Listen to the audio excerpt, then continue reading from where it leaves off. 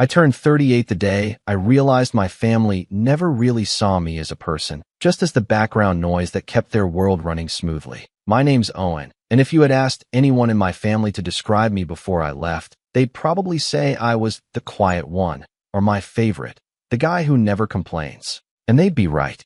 I didn't complain. Not when my mom forgot my birthday 3 years in a row. Not when my younger brother borrowed my car and totaled it. Not when my wife, accidentally, invited her parents to stay with us for 2 months rent-free. I just nodded, smiled, and cleaned up the mess, literally and figuratively. That's who I was. The fixer. The peacemaker. The one who kept everything together. My family had a strange way of showing affection. They called it teasing, but it always cut a little deeper than it should have. My mom liked to joke that I'd be lost without her telling me what to do, even though I was the one paying her mortgage. My dad pretended he didn't remember I had a degree because you're the one who went to college for something useless, right? My younger brother, Liam, took every opportunity to remind me that he had a real job in sales, as if managing logistics for a shipping company was some kind of failure. And my wife, Sarah, she laughed along with them every time. It's funny, though, how you don't notice the small cracks until the whole structure starts to cave in. For years, I told myself they were just joking, that maybe I was too sensitive, that they didn't mean it that way.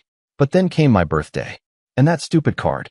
We had dinner at my parents' house, the same as always. Mom made her signature lasagna, my favorite, though she'd loudly announced to everyone that it's too much work for 1 day a year. The table was crowded. My parents, Liam and his girlfriend, Sarah, and me. They were in good spirits, laughing and drinking wine, while I was busy setting the table and making sure everyone had what they needed. I didn't mind. I never did. After dinner, my mom clapped her hands and said, "All right, everyone, time for gifts." She sounded like a game show host announcing a prize. I smiled and waited as she handed me a single envelope. That was unusual. Normally, they'd at least get me a book or a shirt or something small. But this year, just one envelope. I opened it. Inside was a cheap-looking greeting card with a cartoon of a man slumped over a desk.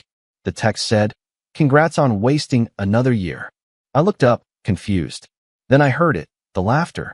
My mom's shrill laugh, my dad's deep chuckle, Liam snorting like it was the funniest thing he'd ever seen. Even Sarah covered her mouth, giggling. For a moment, I thought there had to be something else inside. Maybe money, or tickets, or something. But no, just the card. "Come on, Owen," my dad said, wiping his eyes. "It's just a joke." "Yeah, lighten up, man," Liam added. "You're always so serious." I forced a smile. "Yeah, good one," I said quietly. They all laughed harder. I laughed too. What else could I do? Later, after everyone left, I stayed behind to clean up. My mom had already started stacking plates, but she stopped halfway through and said, "You've got it right, honey?" "I'm exhausted." I nodded. Sarah gave me a sympathetic smile as she slipped on her jacket, saying, "Don't take it so personally, babe. They just like teasing you."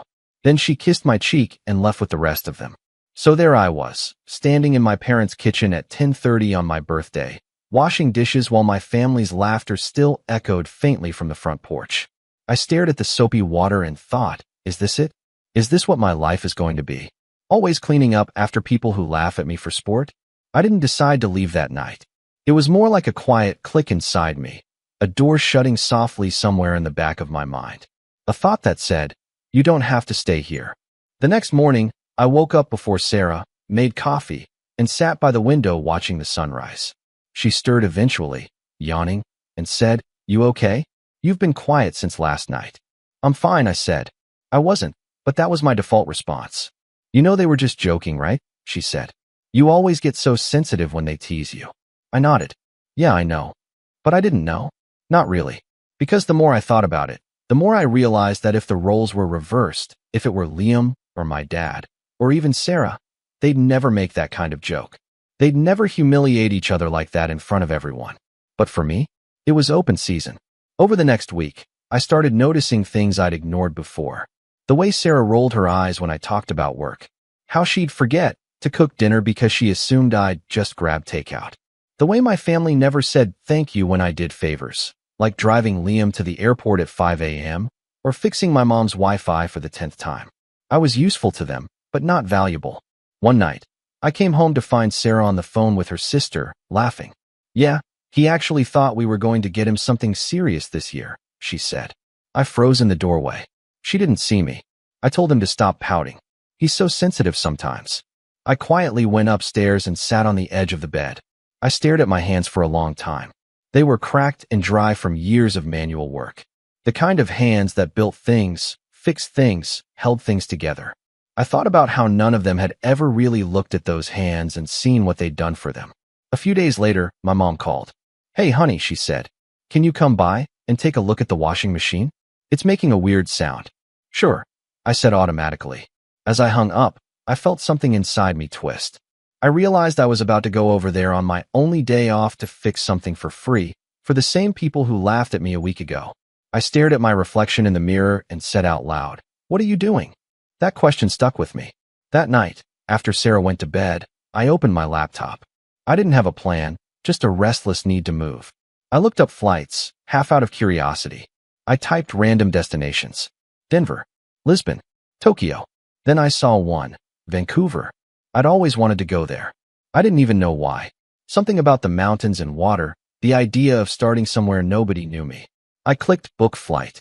A one-way ticket. 3 weeks out. The next morning, I woke up feeling lighter than I had in years. But as the departure date crept closer, I started second-guessing everything.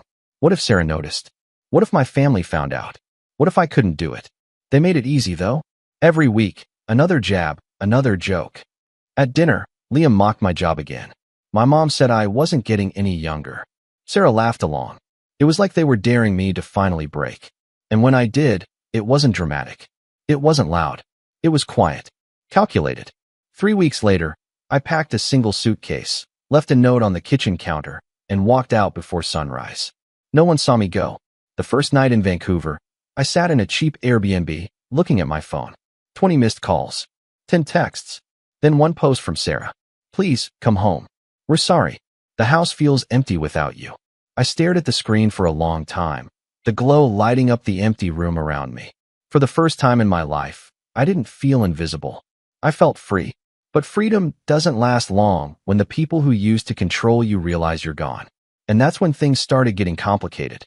The messages started pouring in the next morning. First from Sarah, then from my mom, then Liam. I didn't answer any of them. Not a single one. For the first time, I didn't feel like I owed anyone an explanation. Still, I couldn't help reading them, one by one, like picking at a scab you know you should leave alone. Sarah's first message was calm. Owen, please call me. I'm really worried. We can talk about this. Then came the guilt trip. You just left? Without saying anything? Do you know how embarrassing that was for me?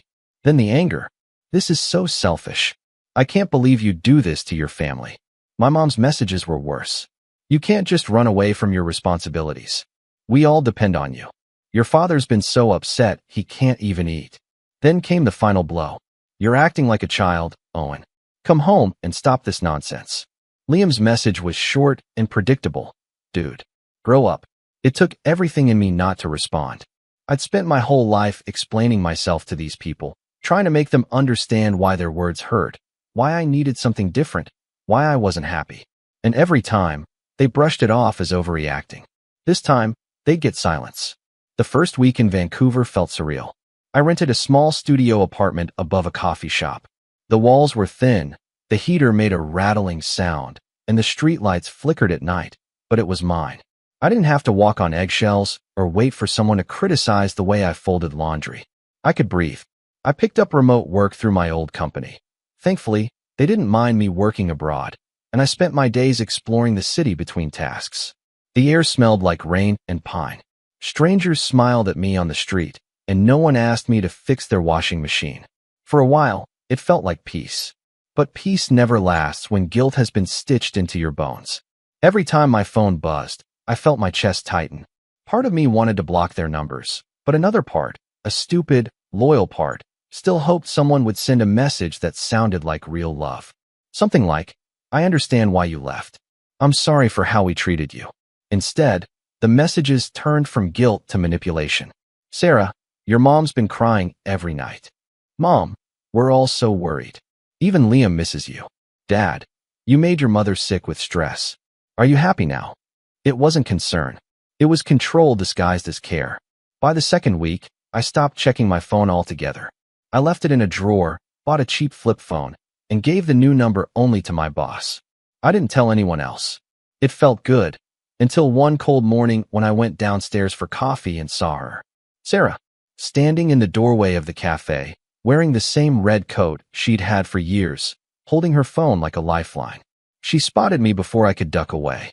"Owen," she gasped, hurrying over. My stomach dropped. "What are you doing here?"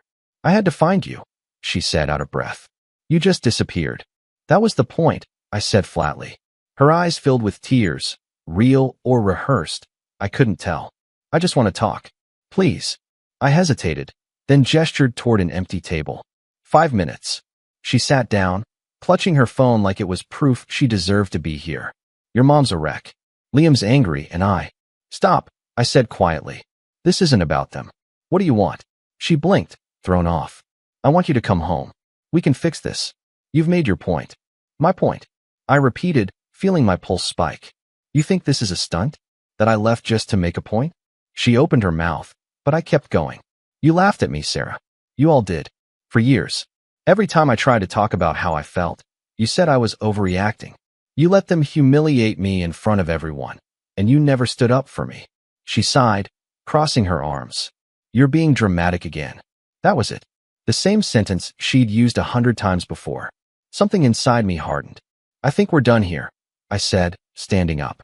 She looked panicked. "Wait. Owen, please. I'm not coming back." Her voice trembled. "So that's it. You're just walking away from your family? From me?" "I'm walking away from people who never cared unless I was useful," I said. "There's a difference." She flinched like I'd slapped her. I didn't mean to sound so cold, but it was the first time I'd said it out loud. That night, she messaged me again. "You'll regret this." For a few days, I thought she'd given up. But then I got an email from my landlord. "We've been contacted by someone claiming to be your wife, asking for your address verification for an emergency. Should we confirm?" My blood went cold. She was still trying to track me. I responded firmly. "Do not share my location with anyone." That same night, I opened my banking app and saw 3 missed calls from the bank's fraud department. I called back, and the representative said someone had tried to access my joint account with a secondary authorization. My heart sank. Sarah. She hadn't just come to talk. She'd come to get something. The next morning, I received an email titled Urgent, Power of Attorney Inquiry. It was from a lawyer's office back home, asking if I had authorized a request from my wife and mother. Apparently, they'd been trying to gain financial control in the event of incapacitation. That's when the realization hit me like a truck. They weren't worried about me. They were worried about my money. I had some savings.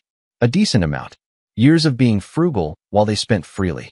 I'd always helped when they asked. Paid Liam's car down payment, covered part of my mom's mortgage, bailed Sarah's parents out of debt once. I thought it was what good family did. But now that I wasn't around to keep the faucet running, they were panicking. I didn't respond to the lawyer's email. I called my bank, froze all joint accounts, and set up a new one in Canada under my name only. Then I sat on the floor of my small apartment and just laughed. It wasn't funny, not really. It was the kind of laugh that happens when you've been punched so many times, your body forgets how to react. But as I laughed, something inside me shifted again. I wasn't the quiet fixer anymore. I was the ghost that slipped through their fingers. Then came the final straw. A week later, a package arrived at my apartment. No return address. Just my name, printed neatly on the label. I opened it carefully and froze. Inside was the birthday card. The same one. "Congrats on wasting another year." Underneath it was a note, written in my mother's handwriting. "You can't run from family, Owen. You'll always come back." I sat there for a long time, the card in my hand, my chest tightening with a mix of anger and disbelief. It wasn't just a message, it was a taunt. They were telling me that no matter how far I went, they still believed they owned me. That night, I couldn't sleep. I kept pacing the room, replaying every moment. The laughter at that dinner table, Sarah's dismissive tone, the years of light jokes that were really just digs at my expense. And now this. For the first time, I wasn't sad. I was furious. I pulled out my laptop and started documenting everything. The emails, the bank attempts, the lawyer's message, even photos of the card and note. I saved it all in a folder named Family Matters. I didn't know what I was going to do yet, but I knew I wasn't going to let this slide. I thought they'd stop when they realized I was serious. But they didn't. They doubled down. A few days later, I got an unexpected call from my boss. "Hey, Owen," he said carefully. "I've been getting some concerning emails about you." "Emails?" I repeated. "Yeah, from your brother. He sent a message to HR claiming you've been dealing with mental instability, that you might be a risk to clients." My stomach dropped. "He what?" I knew it didn't sound right. My boss said quickly, "You've been one of our most reliable people, but I wanted to make you aware." I thanked him and hung up, my hands trembling. They weren't just trying to find me, they were trying to destroy me. And that's when I realized something terrifying. This wasn't just about control anymore. This was about punishment. They wanted me back not because they missed me, but because they couldn't stand the idea of me living without them. That night, I stared at my computer screen for hours. The folder Family Matters sat open, the cursor blinking. For the first time in my life, I didn't feel small. I felt powerful. I'd spent decades letting them define me as the quiet one, the helper, the doormat. But now I had proof. Proof of their manipulation, their greed, their cruelty. And I knew exactly what I was going to do with it. But before I could act, before I could even begin, I got one final message that changed everything. It was from Sarah. No words, just a photo of my parents' house. And in the background, parked in the driveway, was a moving truck. Then came her next text. "If you won't come home, we'll make sure there's nothing left to come back to." I froze, the phone slipping slightly in my hand. The image burned into my brain as a slow, cold realization settled in. They weren't just trying to control me anymore. They were trying to erase me. I didn't sleep that night. I just sat there in the dark, staring at the photo Sarah had sent me, the one with the moving truck in front of my parents' house. My first thought was disbelief. They wouldn't actually touch my things. They wouldn't go that far. But deep down, I knew better. My family had always lived by a quiet, unspoken rule. What's yours is ours, and what's ours is none of your business. They'd borrowed my things for years, my tools, my car, even money, always with the promise of, "I'll pay you back." But they never did. This time felt different, though. This time it wasn't just about taking something. It was about sending a message. I opened my phone again, scrolling through the text from Sarah. "You left all your stuff here. We're cleaning out the house. It's not like you were planning to come back. Then, finally, you did this to yourself." That last one hurt in a way I can't quite describe. It was the kind of sentence that worms its way into your brain, replaying on a loop. You did this to yourself. As if choosing peace over pain was a crime. I wanted to scream. I wanted to call and tell her how cruel that was. But I didn't. I just put my phone down, pressed my palms against my eyes, and stayed silent. The next morning, I took a long walk by the harbor. The sky was gray, and the air smelled like salt and rain. I watched the ferries moving slowly through the mist, and for the first time since leaving home, I let myself cry. Not out of sadness, at least, not only that. It was grief. For everything I'd lost, everything I'd tolerated, and everything I'd never get back. When you've been mistreated for long enough, you start to believe you deserve it. That voice in your head becomes so familiar, you mistake it for your own. But standing there, with the wind biting at my face and the sound of waves crashing below, I realized something. The voice wasn't mine. It was theirs. That's when something inside me shifted. I couldn't change my family. I couldn't make them apologize. But I could take the life they'd laughed at and build something from it. Something better. That night, I started small. I made a list. Not a list of goals or revenge or anything dramatic. Just simple things I wanted to do for myself. Things I'd never done because someone else always had a louder opinion. Learn to cook something other than scrambled eggs. Hike a mountain. Make a friend. Get a dog. The next morning, I signed up for a local cooking class. It was awkward at first. A room full of strangers laughing and chatting while I stood there chopping onions like I was defusing a bomb. But by the end of the night, I'd actually made something edible. And when the instructor, a cheerful woman named Mia, said, "Nice work, Owen," I almost didn't know how to respond. Compliments weren't something I was used to. A few weeks later, I got a rescue dog, a golden mutt with floppy ears who followed me everywhere. I named him Rusty. He didn't talk, didn't judge, didn't laugh at me. He just existed quietly beside me, and somehow that was enough. Work picked up too. My boss noticed the extra effort I'd been putting in and offered me a bigger role, remote management of a new logistics project. It wasn't glamorous, but it paid well, and for the first time, I had control over my own schedule. I started waking up early, going for runs with Rusty, making breakfast, and working with a view of the city skyline. Life wasn't perfect, but it was peaceful. And peace, I realized, was the most underrated kind of happiness. Still, there were moments when the old guilt crept in. When I'd scroll through social media and see pictures of families laughing at barbecues or celebrating birthdays, I'd feel that familiar sting, that maybe I'd given up too soon, that maybe I should have tried harder. But then I'd remember that birthday dinner, that cruel card, and the laughter that followed. And the guilt would fade, replaced by a quiet certainty. They didn't lose me. They threw me away. About 3 months after I left, I got an email from Liam. The subject line read, "We need to talk." Against my better judgment, I opened it. "Hey bro, look, things got messy after you left. Mom's been really upset. Dad says you've changed. Sarah's trying to move on. I don't know what your deal is, but this whole disappearing act was low. Family's supposed to stick together. Anyway, I wanted to let you know we sold Mom and Dad's place. Hope you're happy. No apology. No ownership. Just blame." I closed the laptop and took Rusty for another walk, trying to clear my head. The city was glowing with Christmas lights by then, the air cold enough to sting. I passed by a little bookstore and stopped when I saw the display in the window. There was a sign that said, "It's never too late to start again." It felt like it was meant for me. Inside, the owner, an older man with kind eyes, greeted me warmly. We talked for a while, and when I mentioned I used to love writing when I was younger, he smiled and said, "Then write." That night, I opened a blank document on my laptop and just started typing. I didn't write about revenge or anger or even my family. I wrote about the feeling of standing on a cliff and realizing you could fly. Writing became my therapy. Every night after work, I'd write for an hour or two about freedom, about finding yourself after being broken, about the strange calm that comes after a storm. It didn't matter if it was good or not. It just mattered that it was mine. Months passed. The snow melted, the days got longer, and bit by bit, I felt myself coming back to life. People started noticing at work too. I wasn't the timid guy in the corner anymore. I spoke up in meetings, pitched ideas, and even cracked a few jokes. The first time my boss laughed, it felt like validation I'd been craving for years, but this time it came from a healthy place. Then, one night in early spring, I got a call from a number I didn't recognize. Against my better judgment, I answered. "Owen." It was my mom. Her voice was small, almost fragile. "It's me." I stayed silent. "I know you don't want to talk," she said softly. "But I wanted you to know your dad had a heart attack." I felt my chest tighten. "Is he?" "He's alive," she said quickly. "But it's been hard. The stress, the everything. I just thought you should know." I didn't know what to say.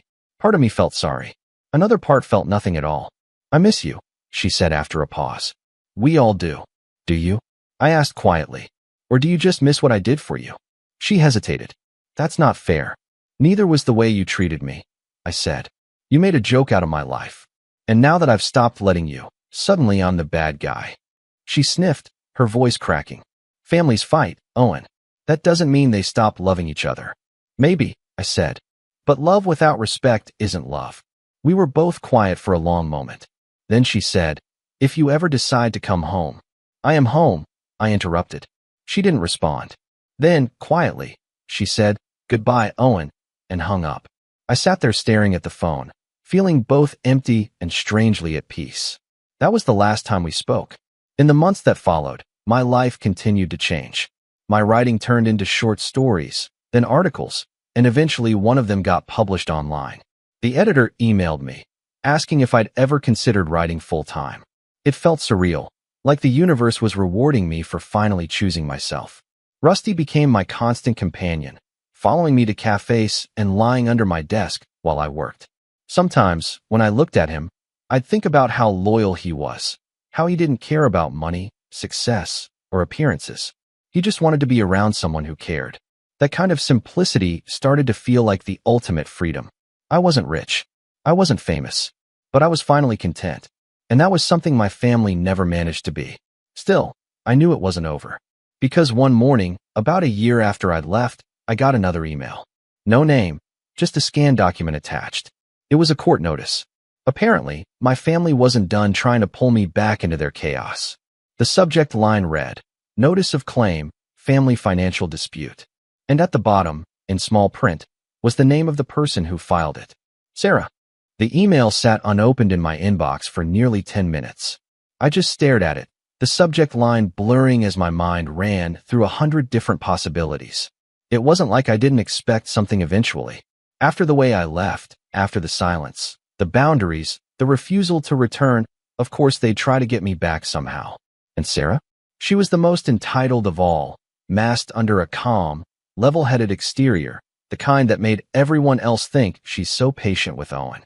But a lawsuit? That was bold.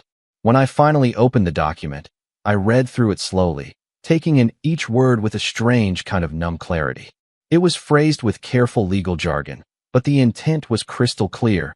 Sarah was filing a financial claim against me, citing emotional distress, marital abandonment, and unfulfilled shared obligations, as well as claiming that she had a right to half of all assets acquired during our marriage. It wasn't the demand that shocked me. I knew she'd want money. It was the way she tried to weaponize everything I'd done to protect myself. She painted my silence as cruelty, my departure as abandonment, my healing as malice. And the kicker? Attached to her claim was a character statement from Liam, my own brother. He wrote that I had a pattern of selfish behavior, that I'd always been overly sensitive, and that Sarah had been the one holding the family together during my mental collapse. I remember reading that part out loud to Rusty and laughing, not because it was funny, but because it was so perfectly predictable. They were rewriting the narrative, turning the guy who did the dishes after his own birthday humiliation into the villain. For a few hours, I felt the old panic creeping back in, that tightening in my chest, the inner voice telling me, "This is your fault. You should have stayed. You should have kept the peace." But then I remembered the folder on my hard drive. Family Matters.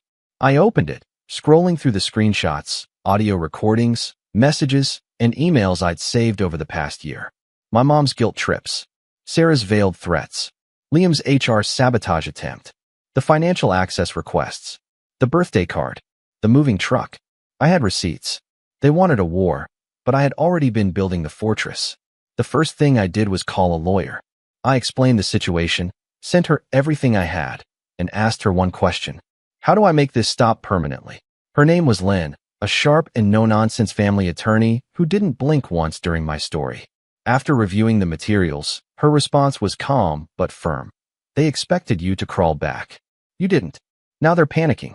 This lawsuit is a pressure tactic. But you've got leverage, real leverage. If we play this right, we can not only shut this down, but make sure they never try anything again. I liked the way she said we. Step 1 was filing a response, a calm, professional dismantling of every accusation in Sarah's claim. Lynn helped me write a countersuit for legal harassment, misuse of marital assets, and emotional abuse, supported by the documents I'd collected. Step 2 was securing all of my accounts, assets, and legal identity. That meant updating my residency status in Canada, transferring my savings to new private accounts, and removing my name from any remaining shared property, including the house Sarah had stayed in after I left. I found out through the bank records that she hadn't paid a single mortgage installment since I disappeared. The house was in my name. She was squatting in my property while suing me for money. Step 3 was more subtle, but it was the most important. I started telling my story, not to the world, not yet, but to people who could make a difference. I reached out to Liam's HR department, the same one he tried to poison against me, and calmly submitted a formal complaint with screenshots of his attempt to sabotage my career. I didn't demand action. I just wanted them to be aware. I also contacted Sarah's employer. She worked as a counselor at a private school. Her image was everything. I sent a quiet message to their administrative office, a scanned copy of the power of attorney request she tried to file behind my back, dated and signed. No threats, no accusations. Just, this document was submitted without my consent. I wanted to clarify the matter to avoid any confusion. Let the truth sit in their inbox like a ticking clock. And then, I waited. In the meantime, I kept working. I kept writing. I even pitched a short piece to a local literary magazine, a fictionalized version of a man escaping a toxic family, learning to rebuild his life from scratch. It wasn't flashy, but it was honest. Raw. When it got published, I received a dozen messages from strangers thanking me for sharing something that felt like them. That did more for my healing than therapy ever could. The day of the hearing approached slowly. Lynn said Sarah's lawyer was pressing for a quick settlement. They wanted me to panic, to fold. Instead, I went silent. Again, that silence became my weapon. And then, 2 weeks before the court date, something unexpected happened. I got a message from Sarah's sister. We'd never been close. Amanda was always polite, a little distant. She once told me, in a quiet moment, that she admired how much I put up with. I never forgot that. Her message said, "Owen, I know we haven't talked, and you probably don't want to hear from me, but I saw the court filings. I also saw the documents you sent to the school. I just wanted you to know, not everyone in the family thinks you're the bad guy. I hope you're okay, and I hope you don't let them pull you back in. You don't owe them anything." That was the first time anyone had said those words to me. You don't owe them anything. It stuck with me. A few days later, Liam's company announced a round of internal investigations.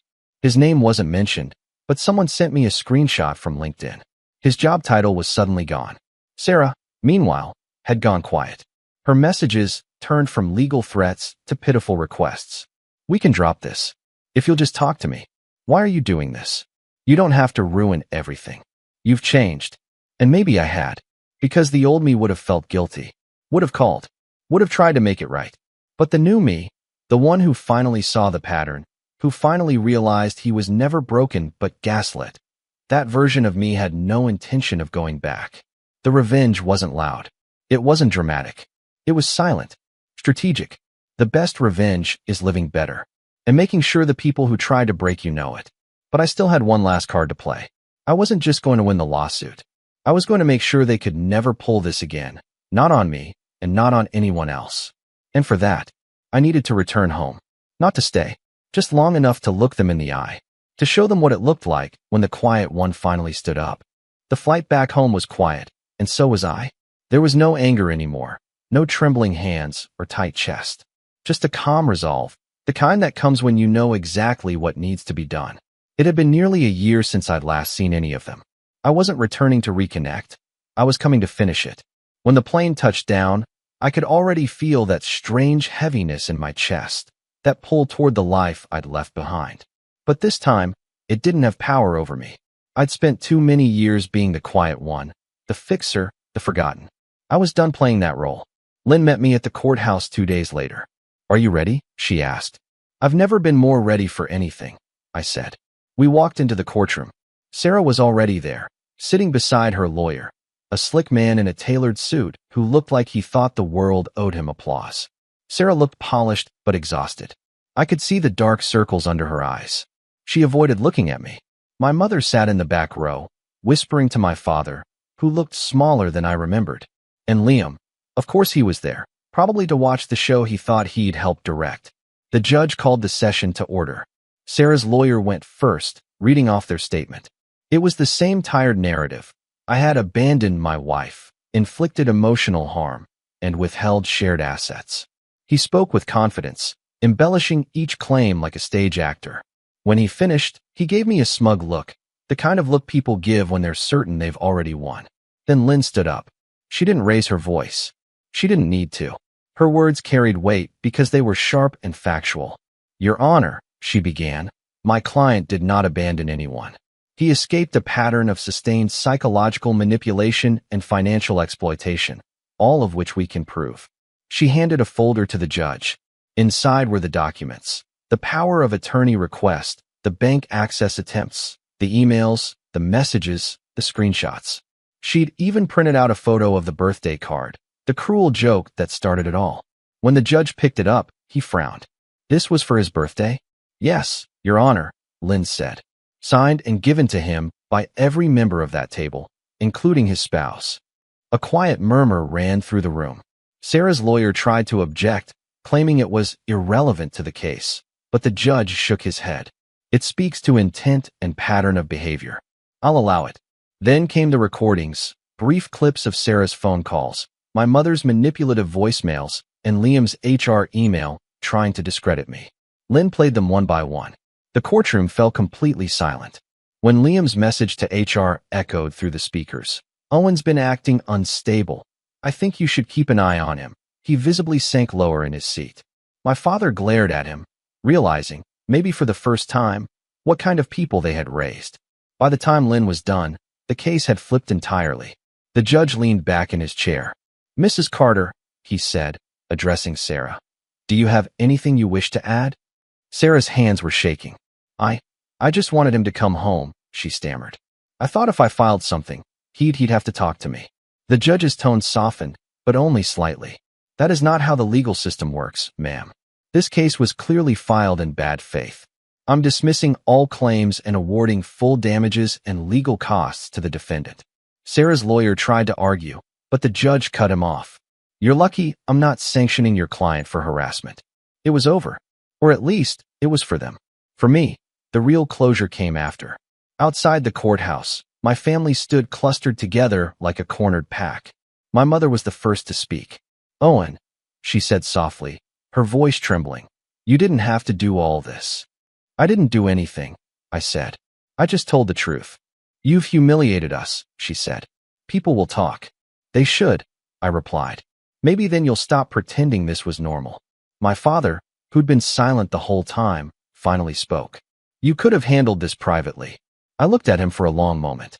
"You never did anything privately. You mocked me in front of everyone for years. The only difference is that this time, someone was listening." He opened his mouth, but no words came out. Then Liam stepped forward, anger burning in his eyes. "You think you're better than us now? You're pathetic, man. You ran away from your own family." I smiled, a small, tired smile. "No, Liam. I just stopped letting you define what family means." He scoffed, muttered something under his breath, and walked off. My mother followed, dragging my father behind her. Sarah stayed for a moment longer. Her eyes were red, her mascara smudged. "I didn't want it to end like this," she said quietly. "Neither did I replied. "But you made your choice when you turned love into leverage." She reached out, as if to touch my arm, but I stepped back. "Goodbye, Sarah." She nodded, then walked away without another word. For a moment, I just stood there on the courthouse steps, feeling the weight of a decade lift off my shoulders. The air felt cleaner, lighter. Over the next few months, the fallout unfolded quietly but completely. Sarah lost her position at the school after her employer reviewed the power of attorney documents. Apparently, they didn't think someone who tried to secretly seize financial control of her husband's life was fit to counsel students about ethics. Liam's company terminated his contract for integrity concerns related to internal communications. My parents, stripped of the illusion of being the respectable family they once were, withdrew from social circles that no longer wanted to associate with them. And me? I went back to Vancouver, back to Rusty, back to my small apartment above the coffee shop, to the routine that had built me piece by piece. But this time, I wasn't hiding. I used part of the settlement money from the case to expand my writing. I started a blog about family boundaries, emotional recovery, and rebuilding identity after toxic relationships. It gained traction fast. People from all over the world wrote to me, sharing their stories, thanking me for giving words to what they'd never been able to say. A few months later, a publisher reached out. They wanted to turn my blog into a book. I said yes. The book did better than I ever imagined. It wasn't a bestseller, but it reached the right people. The quiet ones, the ones like me who had been told for years to stop being so sensitive. It gave them permission to see sensitivity as strength. And then, one day, I received a letter in the mail. No return address. Inside was a single card. It said, "We're proud of you." There was no signature, but I knew the handwriting. My mother's. For a long time, I didn't know how to feel. There was no apology inside, no explanation, just those 4 words. I placed the card on my desk and stared at it for a while. Then I tore it in half and threw it away. Forgiveness, I realized, doesn't always mean reconciliation. Sometimes it means closing the book and walking away for good. A year later, on my 40th birthday, I went hiking up a mountain trail overlooking the city. The sun was setting, painting the sky in shades of orange and pink. Rusty sat beside me, tail wagging lazily. I took a deep breath and laughed, not the forced, polite laugh I used to have, but a real one, the kind that comes from somewhere deep. I thought about that card from years ago, the one that said, "Congrats on wasting another year." And I smiled, because this time, I hadn't wasted a thing. I'd rebuilt. I'd risen. I'd taken back my life. I reached into my backpack, pulled out a small notebook, and wrote the final line for my next story, the one that would end everything the way it began. The quiet ones aren't weak. They're just waiting for the right moment to be heard. Then I closed the notebook, looked out at the horizon, and whispered to the wind. Not for anyone else, but for myself. I'm finally free.